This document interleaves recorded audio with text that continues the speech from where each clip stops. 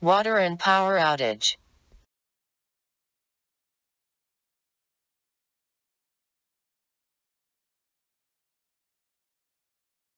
Power outages can make people feel alone and helpless. Televisions, clocks, radios, and most furnaces with electric thermostats won't work without power. Telephone service can also be interrupted.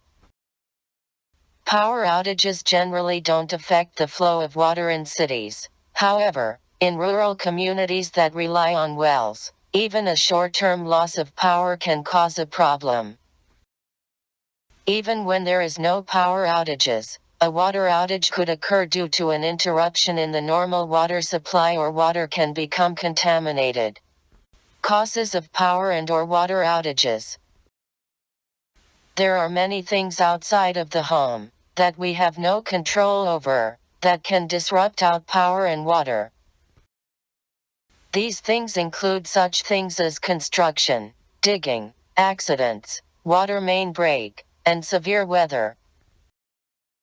Outages may also occur from problems within the home, such as overloaded circuits, appliance failure, and water pipes breaks. Dangers of power and/or water outages. It can become extremely uncomfortable and even dangerous to the point of being life-threatening if we are without air conditioning during extreme hot and humid weather or heat in the winter. Refrigerated and frozen foods may begin to spoil if a power outage lasts long enough. Prevention of power and/or water outages. We can only prevent some of the outages that occur from within the home, not those that originate outside the home. We can do this by keeping major appliances, including the furnace and air conditioner, well maintained, not overloading circuits, trimming trees to keep branches away from wires, calling dig before digging even the smallest hole, and keeping water pipes from freezing. Preparation for power and/or water outages. If you are prepared for power and water outages, you will have what you need to make a power and/or water outage easier to deal with.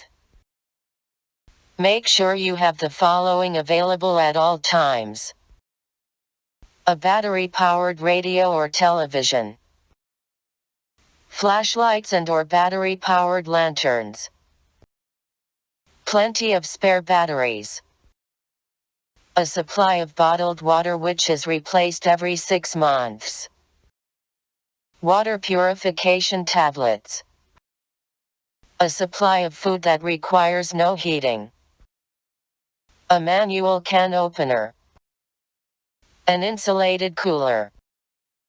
Keep rechargeable lanterns charged. Respond to power outages. Use battery-powered lighting. Avoid opening the refrigerator and freezer any more than necessary. Transfer foods you will soon use to an insulated cooler. Use battery-powered radio, television, cell phone, CB radio or car radio to stay in touch with your community. During summer months, shut all drapes. Keep windows closed if it is hotter outside than inside. Go to an interior room on the lowest level where it is cooler. Drink plenty of fluids, and perform only low-energy activities. During the winter months, close off all rooms not needed. Dress in layers to conserve body heat. Keep people busy and active but not overtired. Respond to water outages. Use bottled water. If you know in advance your water supply will be cut off, fill bathtubs for personal care, filling toilets, and washing dishes. Turn off the water heater and drain water from the faucet at the bottom of the tank for later use. Cook with canned or frozen foods that contains lots of liquid. In case of water contamination, you may do one of 3 things for safe drinking water. Use bottled water. Treat water with purification tablets or purify the water with household bleach. Use bleach that contains hypochlorite as its only ingredient. The ratio is 8 drops of bleach per gallon of water. Use double the number of drops of bleach if the water is cloudy. Stir and shake water thoroughly and allow it to stand 30 minutes before drinking. The taste or smell of chlorine will tell you the water is safe to drink. Severe weather may cause an emergency. Thunderstorms, lightning, tornadoes, floods, and winter storms all have a major impact on our lives, from a minor inconvenience to property destruction and death.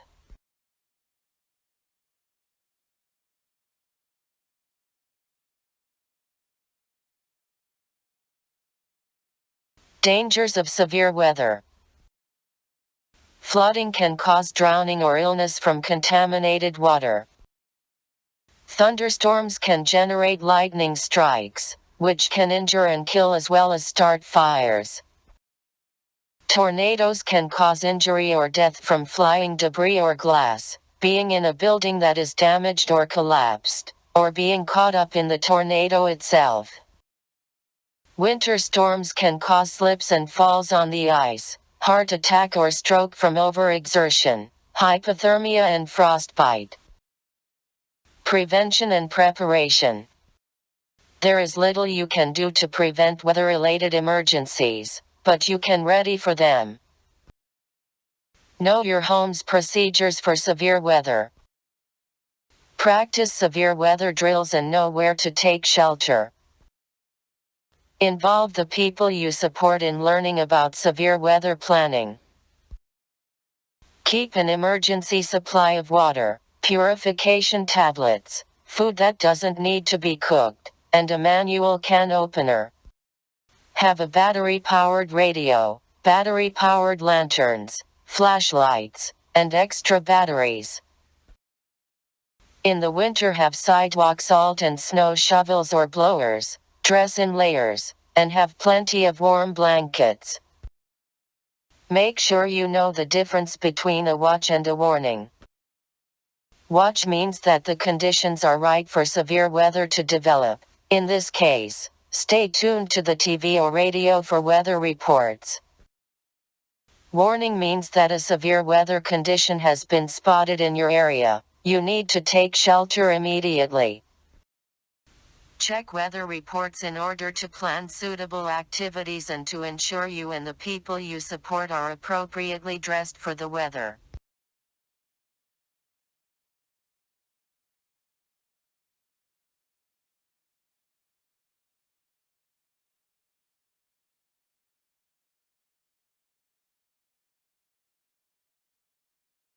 Responding to thunderstorms. Lightning often occurs during thunderstorms. To lessen the chance of being struck by lightning, take the following precautions. Seek shelter immediately and do not use a landline phone unless it is an emergency.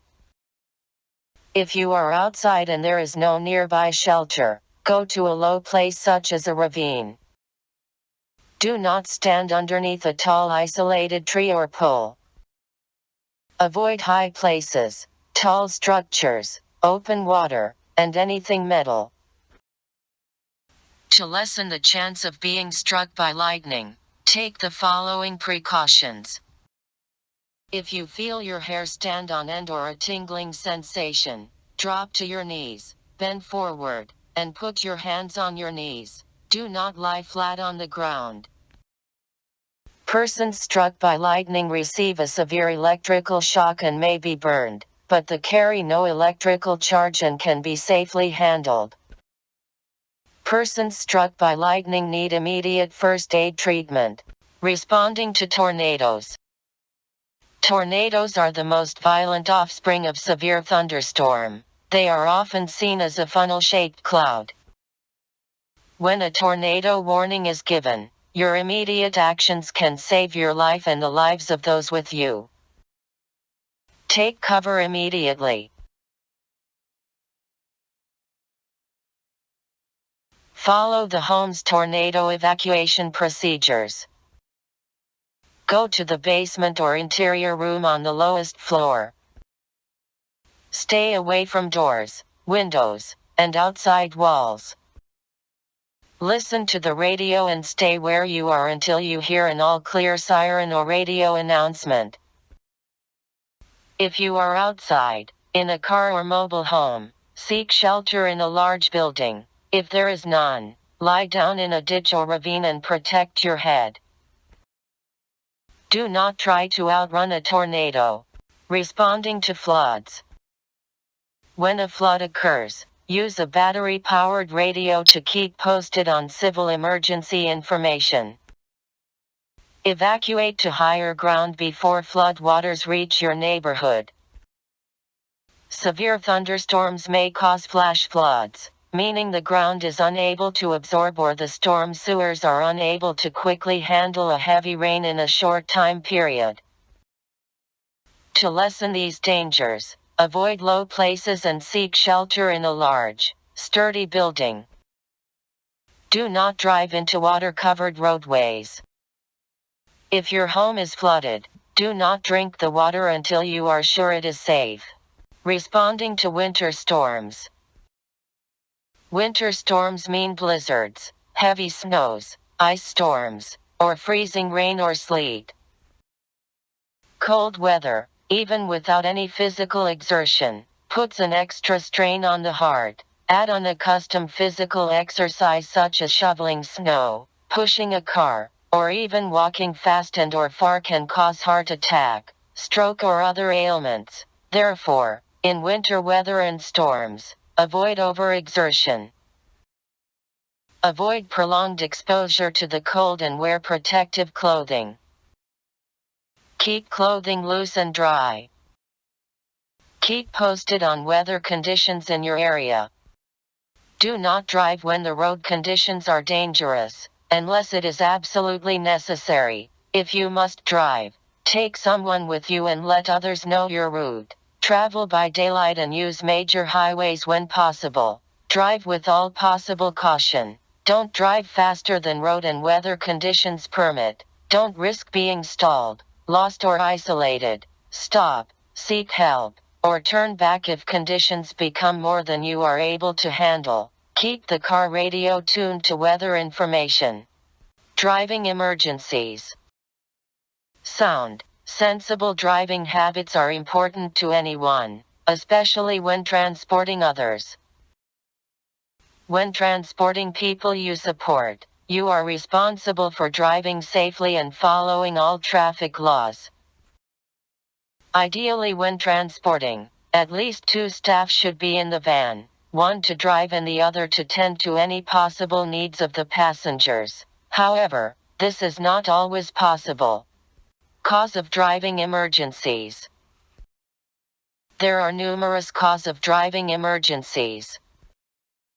Some of the most common are drug or impaired driving, driving when tired, driving while talking on the cell phone, texting, eating, smoking, or otherwise being distracted, road rage, weather conditions, road construction, vehicle problems, poor visibility, animals, heavy traffic, etc. Prevention and preparation. Keep your vehicle well maintained. Keep tires properly inflated, including the spare tire. Repair cracked or chipped windshield and keep it clean for good visibility. Keep the gas tank at least half full and don't run low on windshield washer solvent or other fluids. Have emergency supplies in the vehicle, including flares, flashlights and batteries, jumper cables, jack, a help, call police sign, first aid kit, and a map. In the winter months, the emergency supplies should also include windshield scraper, sand or kitty litter, shovel, blankets, and extra winter wear. Keep abreast of weather and road conditions. Before putting the car in drive, adjust your seat and all mirrors. Make sure you and all passengers are wearing their seat belt and properly secure any wheelchairs. Also, if the vehicle you are driving is unfamiliar to you, familiarize yourself with the location of all control switches for lights, radio, windows, heat, air, etc. And make sure you know if the car has regular or anti-lock brakes. Make sure you know or have directions on how to get to your destination. While driving, stay alert, follow all traffic laws, and be a courteous driver. Use your turn signals. Don't go faster than road conditions and speed limits allow. Avoid distractions. Beware of blind spots and don't tailgate. Pull over to let emergency vehicles pass and stop for school buses with red flashing lights. Respond to driving emergencies.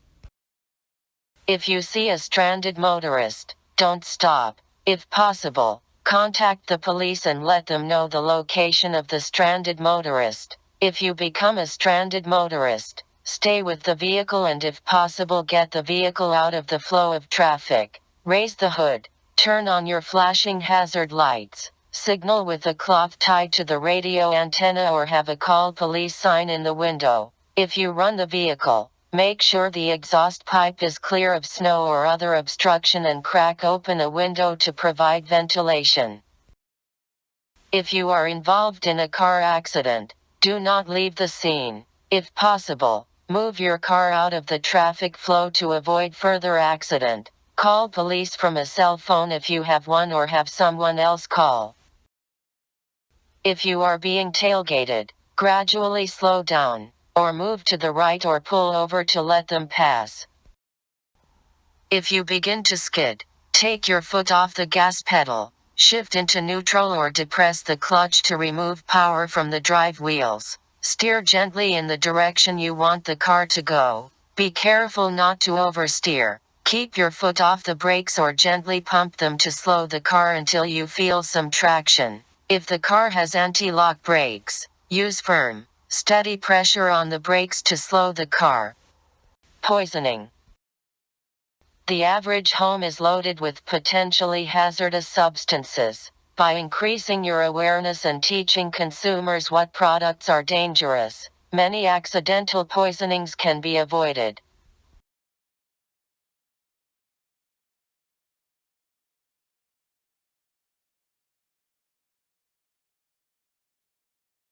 Causes of poisoning. Among the poisonous products found in homes are detergents, bleach, ammonia, household cleaning products, drain cleaner, antifreeze, paints, windshield washer fluid, shoe polish, many tropical medications, many household plants, insect repellents, office supplies, pet treatments, sunscreen, many cosmetics, pool chemicals, etc. Also carbon monoxide from gas dryers, furnaces, water heaters, gas grills, and vehicle exhaust can be deadly. Prevention and preparation. Avoid bringing unnecessary toxic substances into the home. Store cleaning supplies out of sight and out of reach of the wrong hands. Keep all products in original containers. Read and heed directions and caution labels. Rinse out containers thoroughly before disposing of them. Lock up medications and keep in child-resistant packaging. Don't call medicine candy. Know the types of plants you have. Supervise the use of cosmetics, sunscreen and bug repellents. Teach the people you support about poisons and poison prevention. Don't leave the car running in the garage and don't sit for long in a closed vehicle with the motor running. Have gas appliances routinely checked and serviced. Also, to be better prepared in a poisoning emergency, make sure you have the following products and information. Have syrup of ipecac and activated charcoal on hand. These can be purchased from any drugstore. Have the poison control phone number posted near each phone. The poison control phone number is 1-800-222-1222. Attend a standard first aid class at least every 3 years, so you will know the signs and symptoms related to poisoning incidents and be able to perform the correct first aid. This is very important because the wrong treatment is often more dangerous than no treatment. Responding to swallowed poison. Call poison control and follow their instructions. Only use syrup of ipecac or activated charcoal if they instruct you to do so. Transport the person to the nearest medical facility. Take another person, if possible, to attend to the victim while other person drives. Take any leftover poison, the container it was in, and any vomit from the person with you to the medication facility. Responding to poison on the skin or in the eye. If someone gets something poisonous on their skin or in their eye, rinse immediately with cool running water until medical help arrives.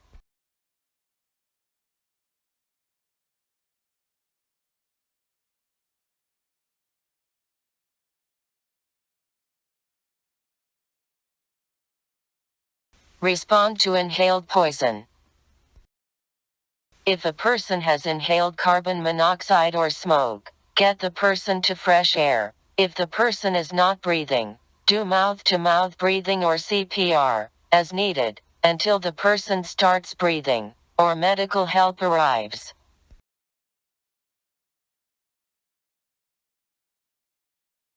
Remember, you are responsible for the safety of the people you support. Make sure you are prepared and know what to do if any of these environmental emergencies occur.